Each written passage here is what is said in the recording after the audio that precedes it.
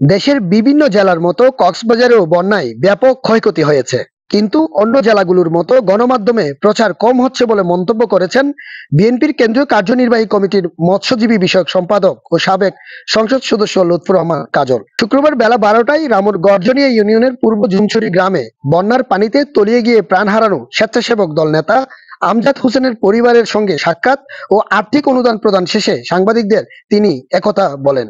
দুঃখজনক ব্যাপার হলো যে সেটা হলো যে আপনাদের মিডিয়াতে নোয়াখালীর প্রচার হচ্ছে, কুমিল্লার প্রচার হচ্ছে, কক্সবাজারের কিন্তু কোনো প্রচার নাই, কিন্তু ভিতরে ভিতরে অনেক ক্ষতি হয়েছে। তা আমি মিডিয়া ভাইদেরকে বলবো যে যাতে কক্সবাজারে এই ক্ষতিগ্রস্ত কক্সবাজারে যাতে প্রচারণা করা হয়, যাতে অনুদান আসে, গরিব মানুষের জন্য সাহায্য আসে, এনজিওরা যাতে সম্পৃক্ত হয়, সরকার যাতে এই ত্রাণ তৎপরতায় সম্পৃক্ত হয়। এর আগে তিনি কাওয়ারকুপ বাজার, কচ্ছপিয়া ইউনিয়নের গর্জনিয়া বাজার এবং গর্জনিয়া ইউনিয়নের থিমছড়ি বাজারে ত্রাণ বিতরণ করেন বন্যা দুর্গতদের মাঝে। বন্যায় নিহত এবং ক্ষতিগ্রস্ত মানুষের পাশে দাঁড়াবে বিএনপি, জানালেন ইউনিয়ন বিএনপির এই নেতা।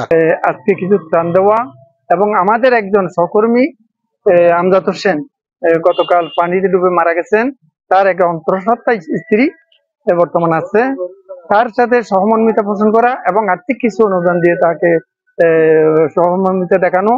ত্রাণ বিতরণ শেষে আমজাদ হোসেনের কবর জিয়ারত করেন লুৎফর রহমান কাজল সহ অন্যান্যরা। কবর জিয়ারত শেষে বিশেষ মোনাজাত পরিচালনা করেন গর্জনিয়ার বিএনপি নেতা শের আলম। এ সময় রামু উপজেলা বিএনপির সভাপতি মুক্তার আহমদ, সাধারণ সম্পাদক আবুল বশর বাবু, সাবেক সভাপতি সাইফুল ইসলাম, সাবেক সাধারণ সম্পাদক গোলাম মোল্লা চৌধুরী, জেলা যুবদলের সিনিয়র সহসভাপতি জাবেদ ইকবাল সহ উপজেলা ও ইউনিয়নের বিভিন্ন স্তরের নেতাকর্মীরা উপস্থিত ছিলেন। হাফিজুল ইসলাম চৌধুরী, TTN।